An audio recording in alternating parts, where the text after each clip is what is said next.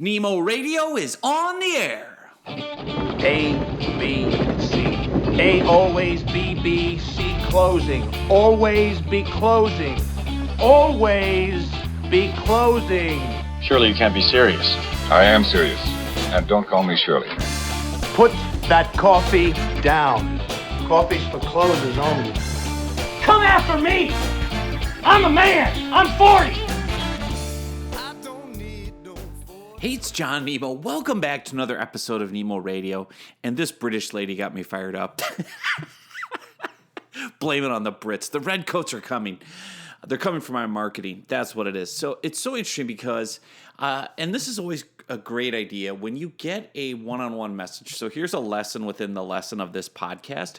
Instead of answering questions or FAQs one-to-one, meaning one email at a time, one comment at a time, one LinkedIn message at a time, when people are picking your brain, so to speak, when people are asking questions, and when you're giving good advice, good insight, good ideas, bottle that up and turn it into an FAQ. Put it on your website. So the next time you get that question, you don't waste time answering it one person at a time. Or better yet, turn it into a podcast episode, turn it into a blog post, a video, a demo, anything you can do to, if you start getting the same questions again and again and again, that's a clue, that's an idea for you for content. That's an idea to say, oh, okay, if 2, 3, 4 people are asking me that and I'm sitting here dispensing advice one at a time, how do I scale myself? And that's something that I learned a while ago. I remember, I think it was Michael Hyatt was the first person I saw do that. And this was years ago on the internet, where I emailed him a question, and then instead of replying one-on-one, I got a reply that said, hey, I get hundreds of questions a day. Here's my FAQ page. You can search for the topic you're interested in. And of course, my question was there with a detailed, thoughtful answer. I was like, oh, that's a good idea. So I never forgot that, because when people, want to pick your brain for advice, that's the way to do it, is turn it into content. Or, you're always looking for ideas for content and, staying current and sharing ideas. Look at the questions people ask and turn those into answers, into podcast episodes. So I got all fired up because I got a LinkedIn message from Great Britain, okay?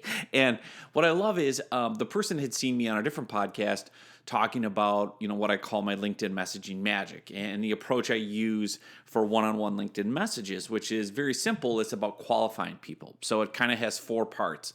This is the ultimate one-on-one LinkedIn message, and I can link to it in the show notes and all that good stuff. But basically, the ideal one-on-one LinkedIn message, if you're not familiar with the template I teach or share, is part 1 is you ask a question, right? So you reach out to a prospect on LinkedIn with a one-on-one message and you say, curious, John, are you interested in blank? And blank being the topic or the subject or, something that they might be interested in. Curious, John, are you interested in leadership tips? Are you interested in generating leads with LinkedIn? And then part 2 is you offer something of value. You say, the reason I ask is I actually put together a free guide for corporate executives titled 10 Leadership Tips for the C-suite, or something like that, right? So again, part 1, ask a question. Curious, are you interested in blank? Are you looking for tips on blank?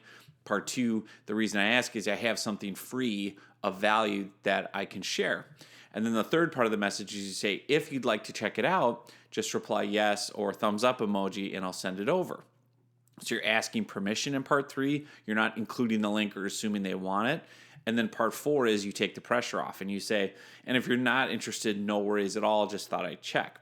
So a typical, one-on-one LinkedIn message to a prospect might be, for me, with Done For You LinkedIn Lead Gen, might be reaching out to a list of business coaches on LinkedIn and saying, hey, Sally, just curious, are you ever looking for tips on how to get more coaching clients with LinkedIn? The reason I ask is I actually published a new ebook, How Business Coaches Can Use LinkedIn to Generate Leads and Add Clients. If you'd like me to send it over, if you want to check it out, just reply yes or thumbs up. And if you're not interested or all set on leads, no worries. And so that's what I do to get leads and get opt-ins and get my content in front of people. And so it's a very powerful template, very simple. It's permission-based. It's polite. It puts the reader in control. They get to feel a sense of control, which is really important enough. They get to say yes or no. You're not ramming something down their throat. And that's a key thing in sales.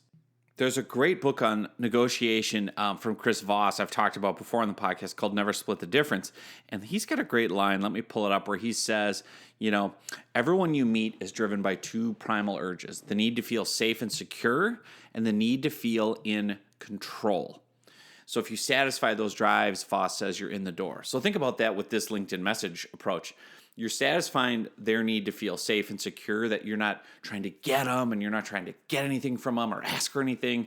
And they're in control because they can say no or they can say yes. And that's why that message works so well. And Voss talks about it. He says, saying no gives the speaker the feeling of safety, security, and being in control. So if you use a question that prompts a no answer and your counterpart feels that by turning you down, he's proved that he's in the driver's seat, then that's more effective, right? Again, you're giving them the sense of control. They're feeling safe, secure, and in control. And honestly, you don't want to waste your time if someone's not interested in your topic or your tips, because what are the chances they're going to become a client if I'm reaching out to a business coach who says, oh, no, I don't need new clients. I'm retiring. Or, oh, I don't need clients. I just live off referrals. Well, they're not a fit for my service. So why would I want to waste time talking to them on LinkedIn? So that's why I love this approach. This message is really understanding that you qualify people, right? You're able to quickly get in there and figure out whether or not they want it. And so let's talk about this message I got, because this got me all fired up. And then I responded to the person in England and I thought, okay, I got to turn this into a podcast because I get this question a lot. And what the person basically says was, hey, I recently came across you on the podcast with Michael Stelzner, the social media marketing show, which is a big podcast. And, talking about your LinkedIn message and your approach and everything I just outlined. And they said, I'm based in the United Kingdom and want to know if your clients have success with that model here. I'm a little skeptical as I know how I react to cold messages, and I'd hate to damage any potential prospects. And so this is a question I get a lot, especially from people in the United Kingdom, Europe, different cultures, different, Australia, and we work with clients all over the world. So I'm very familiar with this. And so the snarky part of me wants to respond and say, well, I get it, right? I'm a loud, crazy American, and America, we yell at each other all the time, and we're very brash, and Britain's more reserved and whatever. But the reality is, they're still human beings, and they still want their problems solved, and they still want solutions. And I've never met anyone on the face of the earth who doesn't like free, right? So if you're really doing the message the right way, which is what I talked about, and this is what I explained to this person is, and I said to the gal that wrote to me, I said, the worst response I've ever gotten to that template that I just shared, the absolute nastiest, meanest, most awful, visceral response I've gotten to that LinkedIn outline I laid out for a one-on-one message is, no thanks. That's it. I've had people say, no thanks, not for me. Thanks for asking. I'm like, that's the, quote, worst thing you're going to get. So if you're worried about, quote, damaging your reputation or damaging potential prospects, the worst thing that's going to happen that I've seen for myself and hundreds of clients is people say, no thanks, not interested. Like, they're not mad, they're not offended because of the structure of the message, is what I explained. It's like, you're asking them, are you even interested in this topic? If you are, I've got a free thing I'm happy to give you. If you want it, reply yes. I'm not assuming you want it. And if you don't, that's totally fine. It's no skin off my nose. And nobody can get offended by you offering to help them for free. And so the other piece of it too is, I think we sell to our own wallet, or we think everyone's going to react like us. And so this person even said, like, I know how I feel about cold messages. Well, okay, how you feel might not be how every single prospect on LinkedIn feels. I get cold messages every single day on LinkedIn, email, whatever. I don't get mad. I don't get offended. I don't get perturbed.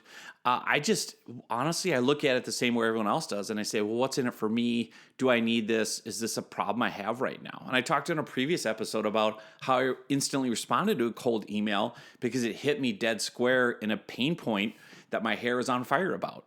And that's an instance where that cold outreach, as poorly written as it was, and it didn't check every box perfectly, I still responded because I'm in pain and I want a solution, right? And that person didn't even offer free tips or anything. I was just like, I need this. So you have to remember that. And you have to remember too, like, the way you think about it is not the way other people think about it, right? And also the approach of this message is so different than 99.9% of cold outreach on LinkedIn. that it's going to stand out in the inbox, because 99% of LinkedIn cold messages are what? They're people asking for time, assuming you want their link. I just got one earlier from someone who said, hey, my new book is out. Here's the link. I'm like, I didn't, A, good for you. B, I didn't ask for a link to your book. C, you didn't even ask me if I'm interested in the topic of your book. D, I don't even know you. Like, slow your roll, right? Too many cold outreaches on LinkedIn. They're just trying to marry you on the first date. They're immediately trying to ask for something. Can I demo our software? Can I, do this? Can I do that? Can we get on the phone? Or assuming they want something like, oh, here, I'm sure you want the link to my latest blog post. Actually, no, I don't. Right? So again, that's part of it, is you have to realize that you're not, at least the approach I'm teaching, you're not acting like everybody else. You're not acting like an idiot, right? You're not being spammy and sleazy and salesy.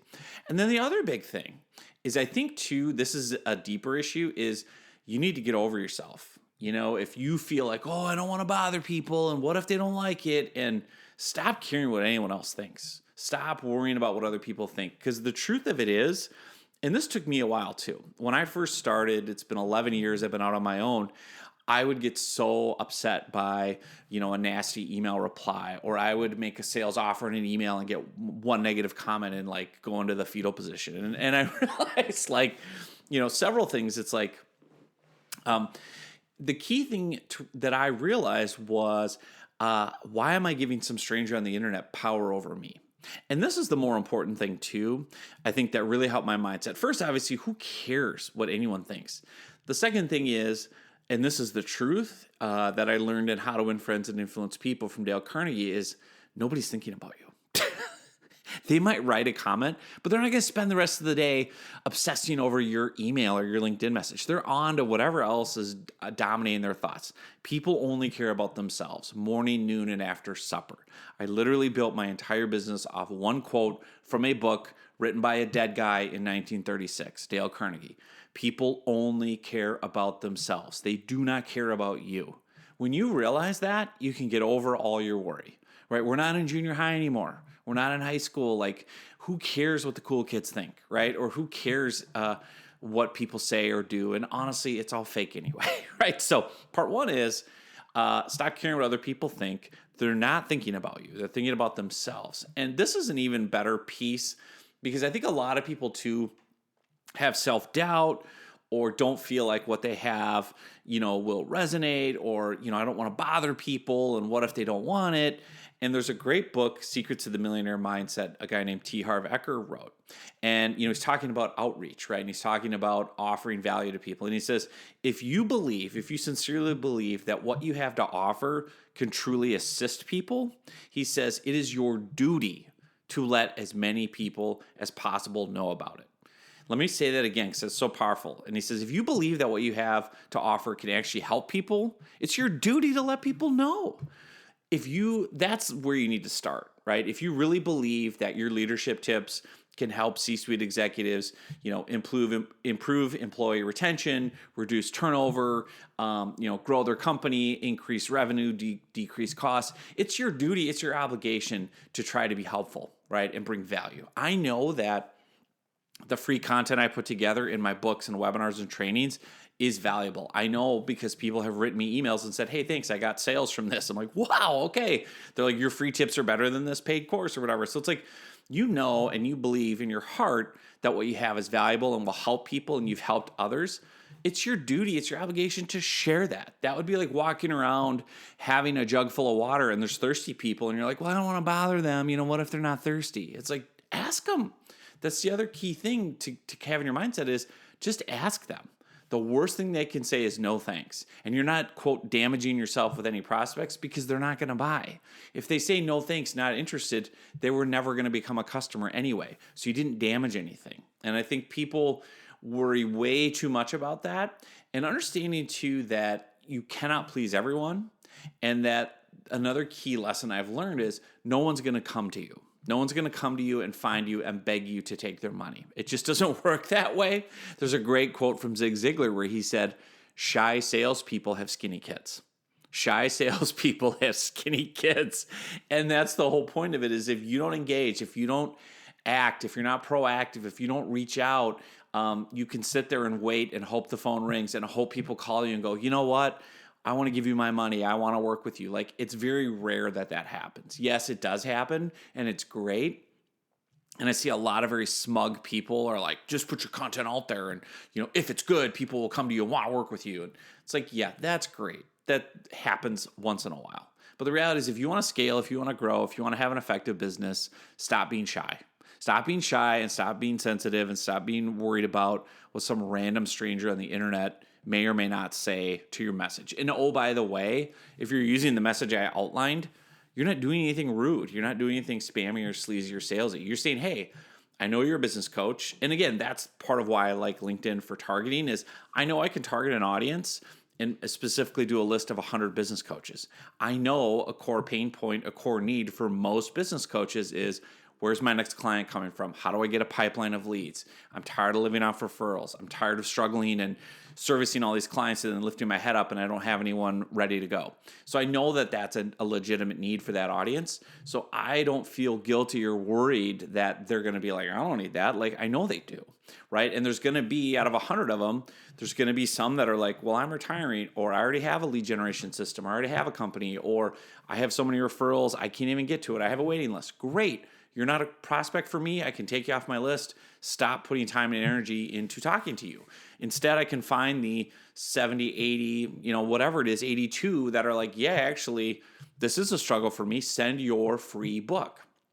And that's the whole key and premise of this approach is you've got to demonstrate expertise. So when you put together those free tips, that free content, it needs to be really good. And it needs to actually get your prospect quick wins, and it needs to help them escape a pain or overcome a challenge or overcome an obstacle or get a benefit. Like, actually do what you say, actually deliver on your promise.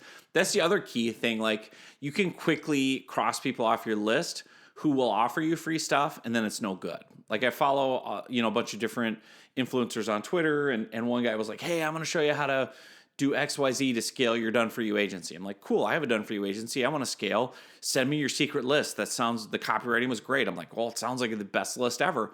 And I got it, and it was just super basic tips. And it was very obvious that they just kind of copy-pasted some generic tips that any, run-of-the-mill agency owner would know. So it's like, oh, okay, I'm tuning you out. I'm not listening to you. Your content didn't demonstrate any expertise. I'm going to ignore all future offers. So that's the double-edged sword here is don't give people lousy tips. Don't give people basic generic stuff. Give them your best tips. Give them your secret sauce. Give them the stuff that you use with paid clients. And I know I get this argument all the time. What if I give away my best tips and secrets for free? What if I give away everything? No one's going to give me money. They're just going to take all my best free tips and never use me. And that's just not true. It's just not true. Here's what happens. And again, I used to think that way too, but I've been doing this for 11 years. What happens is the better quality content you create in terms of tips, quick wins, value, expertise. Yes, of course, there's a small percentage of people that are going to use the free tips and have a ton of success without ever paying you directly. But you know what they're going to do? They're going to refer everyone they can think of to you. So here's a great example. I give away all my best tips on how to write a client attracting LinkedIn profile. I literally give away the exact template, the exact fill in the blank formula I use for paying clients. And I say, here's exactly how to create a client facing LinkedIn profile. Here's the formula. Here's the template. Here's the secret sauce. Here's the recipes. Here's where I get all my best stuff. Knock yourself out. Does every single person who downloads that guide hire me or buy one of my courses? No, of course not. But you know what they do? They get a quick win. Their profile looks amazing. They start feeling really good. And their friends go, wow, your profile looks awesome. How'd you do that? Where'd you figure that out? I mean, this is new. Oh, you got to follow this guy. You got to go get his guide. All of a sudden, you're getting people introducing to you. And there's always going to be a large percentage of people that come and say, man, I was really impressed with such and such, or really impressed with your guide, or really impressed with your tips, but I don't have the time or desire. I don't want to do it, right? But can you just do it for me? Or can you give me help, right? And that's where it comes in is you've demonstrated that expertise at such a high level they can choose you and say, wow, if your free tips are that good, I can't imagine what it would be like to work with you and have your full time and attention. And so that's what happens is people either use your free tips, have a ton of success, brag about it, and refer everyone back to you, and or people read it, see how valuable it is, get it, realize you're the expert because you've demonstrated such expertise, and they say, I don't want to take the time to do this. It's genius. Just do it for me. And that's the same idea where if someone approached me as a business owner and said, hey, can I share my 10 biggest tips for small business owners to save 30% or more on taxes? I'd be like, sure, what are the tips? And it would be like, do this, this, this, this, this. And I'd be like, ooh, 6 of those things I'm not doing. Now, I don't want to go figure out how to fill out all the paperwork and implement all that. Can you just do it for me? You want to be my tax person? Sure. Right? It's the same concept of they demonstrated expertise and taught me new things I didn't know, and or maybe some of them I can implement and get quick wins, but now I trust that person and now I want to hear more from them. And that's the other piece of this is the long game where you kind of win fans who will now open every email, will open every message. I talked about the guy on Twitter who I downloaded his free guide. He's done. Like, he struck out. You know what I mean? So it's like he's not going to be somebody I follow anymore. And so that's the idea with this is you've got to, shoot your best shot right out of the gate. Give them your best stuff. And it really does work wonders. And man, I'm all over the place on this episode, but I'm fired up. So again, I want to get back to the whole crux of it, which was, not being afraid to reach out to people, because if you truly believe that what you have to offer is going to help people, it's your duty to let people know about it. I honestly love that because I think it's true. I think it's true that you need to feel and view outreach and lead generation and even sales as something where you're helping people. That's the end of the day. That's what sales is you're being consultative and trying to help people solve a problem.